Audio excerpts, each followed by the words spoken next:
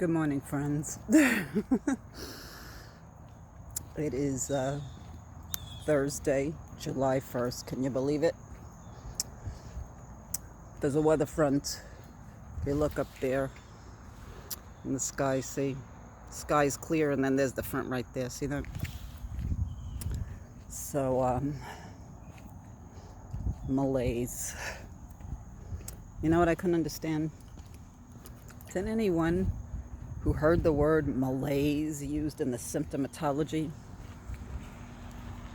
think, did that not sound right? Does that not sound kosher? I'm from New York, you know, that's a saying that we use up there.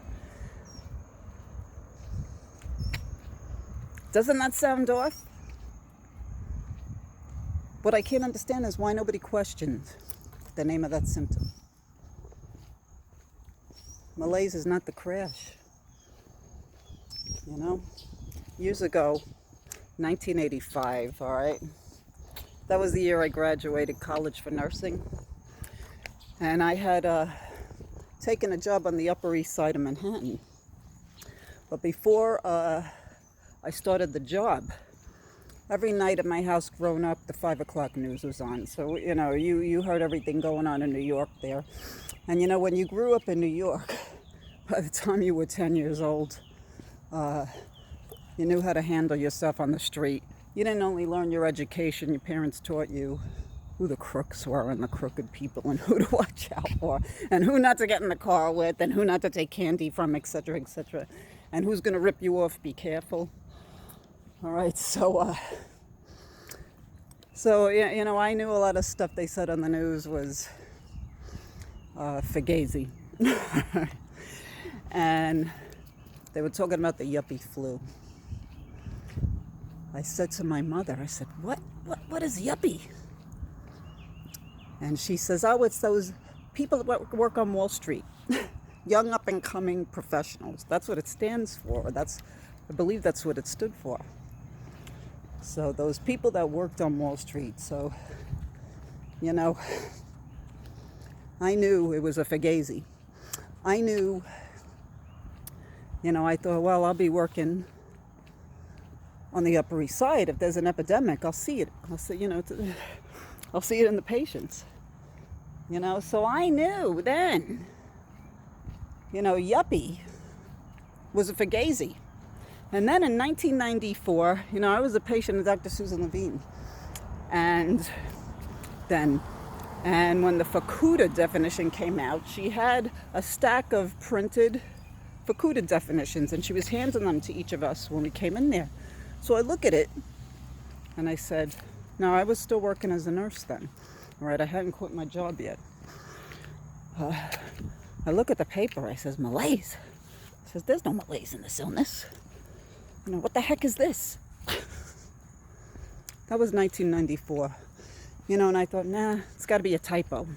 Because it really didn't look like a finished, it looked like a draft. It didn't look like a finished copy of an illness criteria. I worked in a research hospital. That was usually the draft, the way that looks, the way it still looks if you pull it up online. We'd always get the finished copy with the letterhead, you know, all professionally done. Years later, like in 2010, I heard people saying, you know, so people online saying my PEM, my PEM. I thought, oh no. I hurried up, took a look. I said, oh no, that was not a typo. They really meant that to be in there. I says, oh my God. You know, people, you got to question and speak up. Don't go, you know, with the flow, especially with this. You'll crash. There's the living death, man. It is not malaise. It's not always post-exertion. And when this weather front comes, here in Florida, when we have the hurricanes, you feel it. I remember being on my back for days before the hurricane got here because the barometric pressure changes. And actually it does something in the brain. that makes the autonomic nervous system flare up pretty bad. So always question, you know, if something sounds like a Fugazi, don't go with the flow. Anyway, I got my journey here. Good morning. Have a good day, friends. I love you. And I'll see you in the next one.